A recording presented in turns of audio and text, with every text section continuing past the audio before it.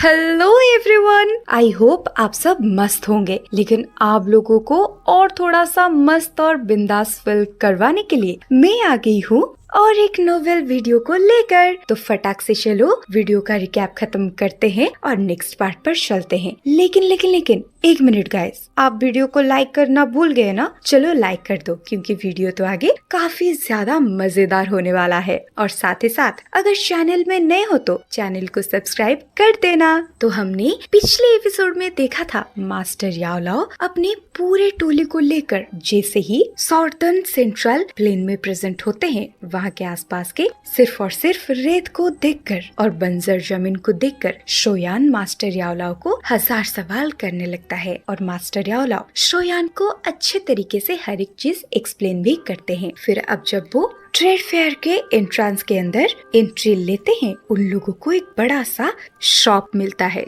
जहाँ पर एक से बढ़कर एक यूनिक और टॉप नॉच क्वालिटी के इंग्रेडिएंट्स मिलते हैं। और वहाँ से शोयान अपनी बीवी के लिए एक 7 कलर्ड ओरिजिन स्टोन को लेता है और उस चीज को पाकर मेडुसा काफी खुश हो जाती है। और साथ ही साथ मास्टर याओलाओ लिटिल फेरी डॉक्टर और अपने पति शोयान को वो 7 कलर्ड ओरिजिन स्टोन के हिस्ट्री के बारे में बताती है, जिसे सुनकर वो सब काफी ज्यादा सरप्राइज हो जाते हैं। अब फाइनली पूरे शॉप को एक्सप्लोर करने के बाद जैसे मास्टर याओलाओ अपने पूरे टोली को लेकर स्पेशल ट्रेड फेयर के फ्रंट गेट के सामने प्रेजेंट हो जाते हैं, उनसे एक बंदा उनका स्पेशल टोकन लेकर उनको ट्रेड फेयर के स्पेशल रूम के पास पहुंचा देता है। और यहीं से ही स्टार्ट होता है बैटल थ्रू द हेवन का नेक्स्ट नोवेल पार्ट। अब जैसे ही एक ग्रे कलर का रोब पहना हुआ एक बंदा मास्टर याओलाओ को एक बड़े से एंशिएंट गेट के सामने पहुंचा देता है, वो अचानक से ही उस कमरे के डीप प्रिजन पर जाने लगता है।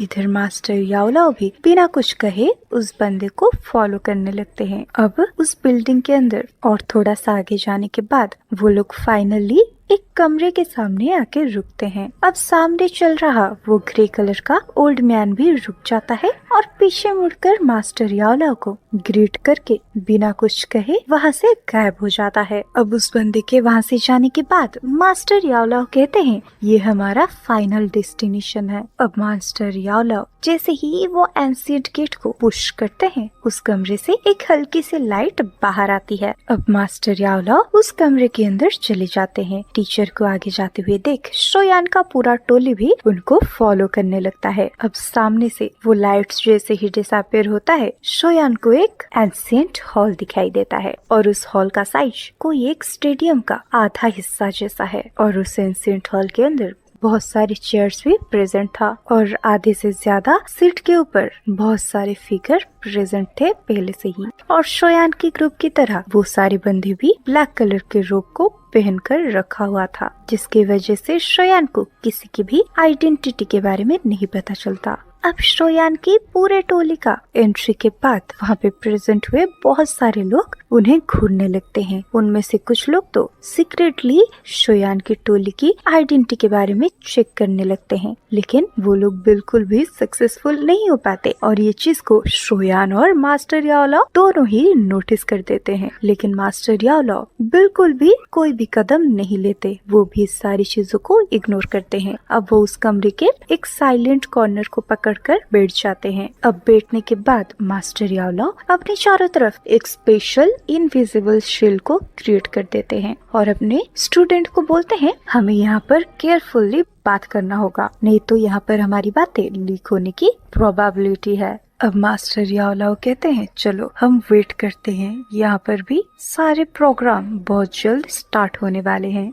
I mean ट्रेजर्स शो करने का प्रोग्राम गाइज। अब शोयान नोटिस करता है उसके टीचर साइलेंट तरीके से वो पूरे हॉल को परख रहे थे। तो ये चीज को नोटिस करने के बाद शोयान चुपचाप अपनी जगह पर बैठ जाता है, क्योंकि भले ही उसका इच्छा हो रहा हो लोगों के आइडेंटिफिकेशन को पता करना, लेकिन वो चाहकर भी कुछ नहीं कर सकता, क्योंकि वो भले ही बाहरी दुनिया में एक पावरफुल वॉरियर हो, लेकिन इस कमरे के अंदर उस जैसा और 15 जन मिल जाएंगे तो वो चाहकर भी कुछ नहीं कर सकता। और मैं बता दूं शोयान को ये सारी पर्दाफाश करने में कोई इंटरेस्ट भी नहीं होता, तो वो चुपचाप वहीं पर बैठ जाता है। अब जब मास्टर याओलाओ की स्कैनिंग चल रही होती है, देखते देखते 2 घंटे पास हो जाते हैं और इस 2 घंटे के दौरान उस कमरे के अंदर और भी बहुत सारे लोग प्रेजेंट हो जाते हैं। इसी टाइम पर जब श्रेयान थोड़ा बहुत बोर हो रहा था, वो नोटिस करता है उसके मास्टर एक गहरी सांस लिए हैं। तो वो इंस्टेंट ही अपने टीचर को बोलता है, टीचर क्या आपने कुछ नोटिस किया? ये सुनकर मास्टर याओलाओ हंसते हुए कहते हैं, हाँ, यहाँ पर मेरे थोड़े बहुत फैमिलियर लोग मिल चुके हैं, लेकिन मास्टर याओलाओ ये नहीं बताते वो फैमिलियर लोग आखिर है कौन कौन। तो श्रेयान भी अपने साइड से और कोई भी क्वेश्चन अपने टीचर को नहीं पूछता। इसी टाइम पर उस एंशिएंट हॉल के अंदर एक अजीब सा आवाज गूंजने लगता है। अब श्रेयान नोटिस करता है उस आवाज को, और उस आवाज एक बुढ़ा से आया था जिसकी दाढ़ी पूरे तरीके से सफेद होते हैं, और वो बुढ़ा जो कि मौत से काफी करीब लग रहा था, वो अचानक से सबके सामने अपीयर होता है। अब उस व्हाइट हेयर्ड ओल्ड मैन को नोटिस करने के बाद श्रेयान बहुत ही ज्यादा सरप्राइज हो जाता है। अब वो नोटिस करता है कि वो जो बुढ़ा मौत के करीब है उसका पावर बहुत ही ज्यादा फ्राइटनिंग है।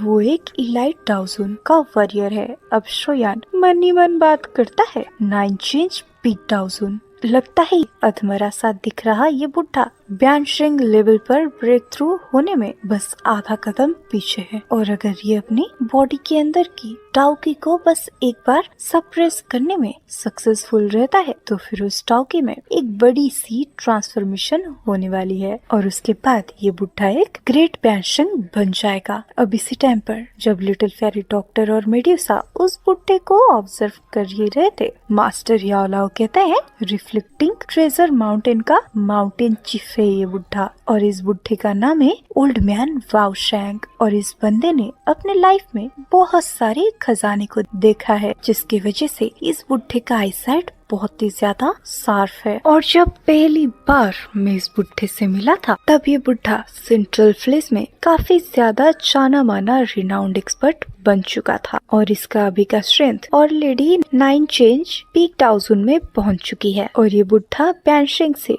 बस थोड़े से दूरी पर है। अब इस चीज को सुनने के बाद मेड्यूसा बहुत ही ज्यादा सरप्राइज हो जाती है, क्योंकि वो समझती थी ये सेंट्रल फ्लेस में कितने ज्यादा पावरफुल हाई स्टैंडर्ड के बंदे रहते हैं, और ऐसे एक्सपर्ट्स नॉर्थ वेस्टर्न रीजन में अपीयर होते हैं तो वो डेफिनेटली सबसे टॉप पर खड़ा होगा। लेकिन यहाँ पर ऐसा पावरफुल बंदा सिर्फ एक ट्रेड फेयर को ही होस्ट कर रहा है। अब सामने से वो ओल्ड मैन वाओ शाओ पूरे हॉल को ऑब्जर्व करने लगता है। अब थोड़े टाइम के बाद वो वाओ शेंग हंसते हुए कहता है एक और ट्रेड फेयर, तो चलो आप सबकी कैसे हाल है? और ये बात को सुनने के बाद कोई कुछ भी रिस्पॉन्ड नहीं करता। अब जब वो वाओ शेंग देखता है उसके बातों को कोई भी अच्छे तरीके से नोटिस नहीं कर रहा है, वो भी इस सारी बातों को इग्नोर करता है, क्योंकि ये सारी चीजें उसके साथ पहली बार नहीं हो रहा था। अब वो सीधे के सीधे अपने साइड में बहुत सारी पोर्टल को ओपन करता है। अब उसके बाद वो बुढ़ा कहता है पुराने रूल्स अभी भी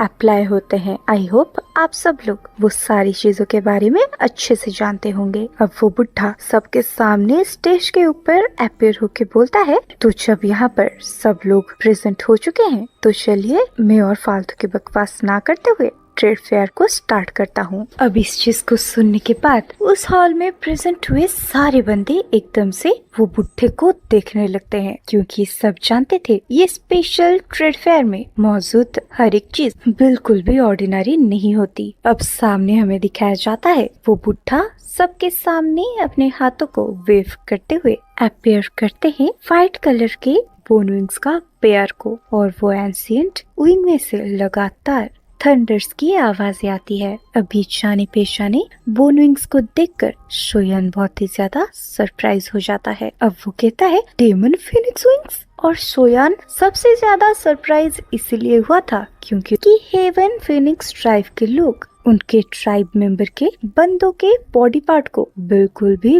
बाहर नहीं जाने देते। वो अपनी डेड बॉडी और ब्लड लाइन को बहुत ही ज्यादा वैल्यू करते हैं, तो जो कोई भी इंसान अगर उनके क्लान के बॉडी पार्ट्स को यूज करता है तो डीमन फिनिक्स ट्राइब उसका बिल्कुल भी पीछा नहीं छोड़ने वाली। और सिर्फ इसी चीज के वजह से ही श्रेयान का दुश्मनी फोनिक्स ट्राइब के साथ है, और इसी चीज के चलते श्रेयान अपने बोन विंग्स को सबके सामने हाइड करता है। अब शोयान मन ही मन हंसते हुए कहता है, लगता है हेवन फिनिक्स ड्राइव को कोई स्नेक अटैक का सामना करना पड़ा था, लेकिन ये एक्सपेक्टेड चीज है क्योंकि ये हेवन डिमन फोनिक्स ट्राइब की बॉडी खजानों से भरी हुई होती है, तो लोगों का उनके ऊपर टारगेट करना कोई बड़ी बात बिल्कुल भी नहीं है। और वैसे भी हेवन डिमन फोनिक्स ट्राइब बंदों की बॉडी पार्ट को सेल करना सिर्फ और सिर्फ ये स्पेशल ट्रेड फेयर के अंदर ही हो सकता है। अब सामने प्रेजेंट हुए वाओशिंग बोलते हैं, ये है डेमन फोनिक्स ट्राइब का बोन विंग्स। और यहाँ पे प्रेजेंट हुए सारे बंदों को पता होगा कि ये चीज कितना ज्यादा रेयर होता है, और अगर इन्हें फ्लाइंग दाउशकिल में रिफाइन कर लिया जाता है तो फिर सेम लेवल में आपकी स्पीड से कोई भी मैच नहीं कर सकता। अगर आपको किसी को मार के भागना है तो ये चीज आपके पास होनी ही चाहिए। अब बाओशिंग की बातों को सुनकर फील तो ऐसा हो रहा था कि जैसे उनको कुछ भी फर्क नहीं पड़ता कि उनके ये बातों से हेवनली फोनिक्स ट्राइब के बंदे ऑफेंड हो जाएंगे। अब सामने से बाओशिंग बोलते हैं, डीमन फिनिक्स विंग्स के ओनर चाहते हैं कि इस चीज के बदले उनको एक 8 टायर की मेडिसिनल पिल चाहिए जो कि 4 रंगों की पिल लाइटनिंग का सामना कर चुका हो। और हमारे इवोल्यूशन के बाद ये मालूम पड़ा ये प्राइस बिल्कुल ही वर्थ इट है, तो अगर कोई इंटरेस्टेड है तो अपना बार्गेनिंग स्टार्ट करो। अब ये बात को सुनने के बाद शोयान को कुछ भी फर्क नहीं पड़ता,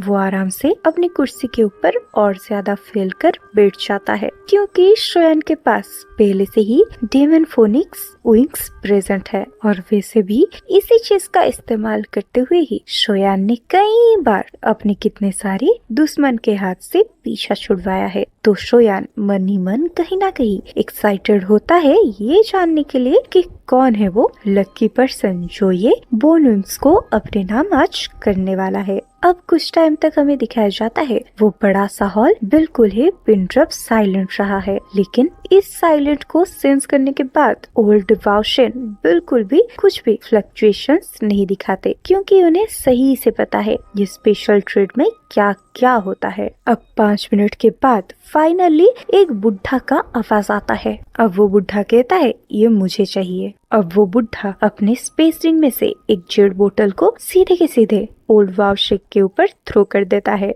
अब जैसे ही ओल्ड मैन वाओशिंग के सामने वो बोतल अपीयर होता है, अंदर की पिल को रिसीव करके वो अंदर की पिल को देखने लगते हैं। और वो जैसे ही वो पिल को गौर से देखते हैं उनके फेस में एक स्माइल आता है। अब वो ओल्ड मैन नीचे की तरफ देखते हुए बोलते हैं, क्या कोई इससे ज्यादा हाई प्राइस को देखकर इसे हासिल करना चाहेगा? ये सुनने के बाद आसपास कोई भी फ्लक्चुएशंस नहीं होता, जिसे देखकर ओल्ड वाओशिंग भी बिल्कुल भी कुछ रिएक्ट नहीं करते। तो अब जब कोई भी अपना मुंह नहीं खोलता, ओल्ड मैन बैनशिंग अपने चेहरे पर एक स्माइल करते हुए एक चुटकी बजाते हैं, जिसके चलते वो डेमन फोनिक्स विंग उस बुढ़े के पास पहुंच जाता है। अब वो सामने प्रेजेंट हुआ बुढ़ा अपने बोन्स विंग को अपने स्पेस रिंग के अंदर छुपा लेता है। अब ये देखकर मास्टर याओलाओ एक सॉफ्ट आवाज में शोयान को समझाते हुए कहते हैं, ये जगह नॉर्मल ऑनसन हाउस से काफी ज्यादा अलग है और जब तक कोई स्पेशल रीजन नहीं होता तब तक कोई भी उससे ज्यादा बिड नहीं करता है जितनी आइटम की वैल्यू हो। और वैसे भी यहाँ पर आए हुए सारे लोग काफी एक्सपीरियंस्ड होते हैं। ये सुनकर शोयान अपने सिर को हाँ में हिलाता है। और वैसे भी उसके गेस के हिसाब से यहाँ पर आए हुए बहुत सारे लोग मौजूद हैं जिनके पास टियर 8 से भी ज्यादा महंगी चीजें मौजूद है। अब इधर पहले ट्रांजैक्शन को कंप्लीट करने के बाद ओल्ड मैन वाओशिंग के चेहरे में स्माइल आती है और वो कहते हैं, आज के ऑप्शन के लिए दूसरा आइटम ये गोल्डन स्क्रोल है और ये है किंग कॉन्ग ग्लास बॉडी और ये एक टियान क्लास की लो लेवल डॉस्किल है और 1000 साल पहले ये डॉस्किल को सेंट लूली ने क्रिएट किया था। तो अगर कोई ये डॉस्किल को पीक लेवल तक प्रैक्टिस कर लेता है तो फिर उसकी बॉडी मेटल की तरह अनब्रेकेबल हो जाएगी और उसके एक ही पंच से आसमान कोलैप्स होगा और उसकी एक किक जमीन को क्रैक भी कर देगा। और ये पावरफुल डॉस्किल दोनों ऑफेंसिव और डिफेंसिव स्ट्रेंथ को कंबाइन करती है। अब ये इंट्रोडक्शन को सुनने के बाद शोयान सोचता है शायद ये टेक्निक को प्रैक्टिस करके बॉडी को बहुत ही ज्यादा स्ट्रॉन्ग ट्रेन किया जा सकता है। क्योंकि ये स्किल टियान क्लास तक पहुंच पाई है, ये डेफिनेटली काफी ज्यादा पावरफुल टेक्निक होगी। अब ओल्ड मैन बाओ शेंग स्माइल के साथ बोलते हैं, ये टाओ स्किल का ओनर चाहता है इस टेक्निक के बदले इसे एक Tian class low level water ability ची मेथड को एक्सचेंज किया जाए। और ऑफ कोर्स अगर आप लोगों के पास इसकी इक्वल वैल्यू की मेडिसिनल पिल भी मौजूद है तो फिर उसके साथ भी इस टेक्निक को एक्सचेंज किया जा सकता है। अब इस चीज को देखकर उस हॉल में प्रेजेंट हुए बहुत सारे लोग इस चीज को लेने के लिए एक्साइटेड दिखते हैं, जिसकी वजह से ओल्ड मैन बाओ शेंग के बोलने के तुरंत बाद हमें एक बंदे को एक स्क्रोल को फेंकते हुए दिखाया जाता है और वो स्कल का रंग ब्लू कलर का होता है। अब जैसे फाइनली वो स्क्रोल ओल्ड मैन बाओ शेंग के हाथ में लैंड होता है, अब इसी टाइम पर जैसे ही वो ओल्ड मैन अपने सर को ऊपर उठाकर कुछ बोलने की कोशिश करते हैं, उनके पास और 2 स्क्रोल अपीयर हो जाते हैं। अब 2 मिनट के बाद उनके पास और 4 स्क्रोल अपीयर हो जाते हैं, क्योंकि वो किंग कॉन्ग ग्लास बॉडी के ऊपर 4 लोग नजर टिकाए बैठे होते हैं और वो चारों स्क्रोल्स होते हैं टियान क्लास के ची मेथड्स। तो इस चीज को देखकर शोयान बहुत ही ज्यादा शाय फील करता है, क्योंकि ये ऑक्शन को स्टार्ट हुए बस कुछ ही टाइम हुआ है, लेकिन अभी के लिए टियान क्लास के ची मेथड्स जो कि बाहरी दुनिया में बहुत ही ज्यादा रेयर है, वो एक साथ 4 अपीयर हो चुके हैं। अब इधर हमें दिखाया जाता है वो ओल्ड बाओ शेंग वो चारों स्क्रोल्स को ध्यान से पढ़ने लगते हैं। अब 1 मिनट के बाद वो स्क्रोल को स्टडी करने के बाद वो उन 4 स्क्रोल में से 3 स्क्रोल को वापस भेज देते हैं और ओल्ड मैन बाओ शेंग कहते हैं, ये टाओ स्किल एल्डर ने डिसाइड किया है कि ट्रांजैक्शन के रूप में यह स्क्रोल को यूज किया जाएगा। ये कहने के बाद वो ओल्ड मैन बाओ शेंग ने अपने हाथों को वेव कर दिया था। अब इंस्टेंट ही वो गोल्डन कलर का स्क्रोल पीछे बैठे एक फिगर की तरफ चला जाता है। अब इंस्टेंट ही वो ब्लैक रोब पर्सन वो स्क्रोल को अपनी अंगूठी में रख लेता है और बाकी के तीनों जिनके स्क्रोल्स एक्सेप्टेबल नहीं थे वो लोग काफी गुस्सा हो जाते हैं, लेकिन वो लोग कुछ भी नहीं कर पाते। अब ओल्ड मैन बाओ शेंग आगे अपनी ट्रेड फेयर को कंटिन्यू करते हैं। अब एक के बाद एक नेक्स्ट आने वाले आइटम्स और भी ज्यादा यूनिक होने लगते हैं। टाओ स्किल से लेके ची मेथड्स, मेडिसिनल पिल से लेके शानदार नेचुरल ट्रेजर्स, किसी में कोई भी कमी नहीं थी। अगर इसमें से कोई भी चीज को बाहरी दुनिया के सामने निकाल दिया जाए तो ये काफी बड़े बैटल को इरप्ट कर सकता है। और हालांकि यहाँ पर ऑक्शन वाली हर एक चीज काफी रेयर थी, लेकिन शोयान उनके लिए बिल्कुल भी ऑक्शन में पार्टिसिपेट नहीं करता। उसने बस लिटिल फेरी डॉक्टर के लिए एक बुक के ऊपर ऑक्शन पे भाग लिया था, जो होता है स्काई कोइट पॉइजन कोड, और उसको परचेस करने के लिए शोयान ने तो 5 कलर्ड लेवल 8 की मेडिसिनल पिल को एक्सचेंज किया था। और जहाँ तक बात रही ये स्काई पावर पॉइजन कोड की, इसको 1000 साल पहले स्काई फाइट पॉइजन नाम के एक सेट ने क्रिएट किया था। एक इलाइट डाउजन अपने पूरे लाइफ टाइम में लगातार पॉइजन का यूज किया था, जिसके चलते उसने एंड में इस पॉइजन कोड को छोड़ा, जिसके अंदर अलग अलग पॉइजन को रिफाइन करने के लिए अलग अलग मेथड्स छुपे हुए हैं। इनमें से कुछ लिथिल पॉइजन इतना ज्यादा खतरनाक है कि जिससे इलाइट टाउजोन की वॉरियर भी काफी ज्यादा मिजरेबल कंडीशन में आ सकता है। और सिर्फ यही रीजन है जिसके वजह से शोयान ये बुक को परचेज किया है।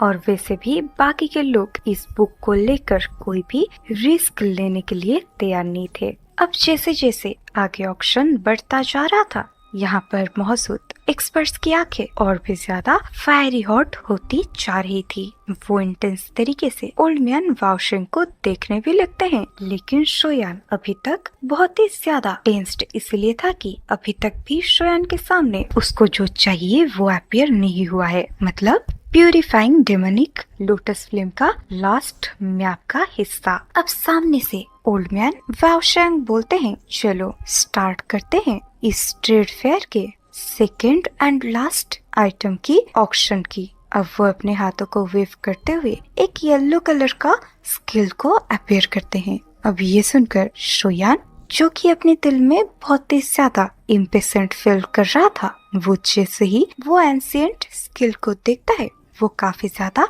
सरप्राइज हो जाता है, क्योंकि इस मैप के हिस्से से शोयान बहुत ही ज्यादा फैमिलियर है और इस चीज के बारे में शोयान पिछले 10 साल से रिसर्च करता आ रहा है। अब ओल्ड मैन वाओशिंग अपने हाथ को ऊपर उठाते हुए बोलते हैं कि ये तो बस एक मैप फ्रैगमेंट है और इसमें कोई भी स्पेशल एनर्जी मौजूद नहीं है, लेकिन हम केयरफुल स्टडी के बाद पता लगा पाए हैं कि ये छोटा सा map fragment purify demonic lotus flame से रिलेटेड है और purify demonic lotus flame heavenly flame के रैंकिंग में 3rd लेवल पर आती है और इस तरीके की हेवनली फ्लेम जो कि बस लेजेंड्स में एग्जिस्ट करती है उससे मास्टर याओ लाओ जैसे पावरफुल बंदे ने भी अपनी पूरे लाइफ टाइम में कभी नहीं देखा है, जिसके वजह से ये मैप फ्रेगमेंट को देखकर वो बहुत ही ज्यादा एक्साइटेड हो जाते हैं। तो अब हमें नेक्स्ट पार्ट में ही पता चलेगा मास्टर याओ लाओ और उनका चेला शोयान ये प्यूरिफाइंग डेमोनिक लोटस की लास्ट मैप फ्रेगमेंट को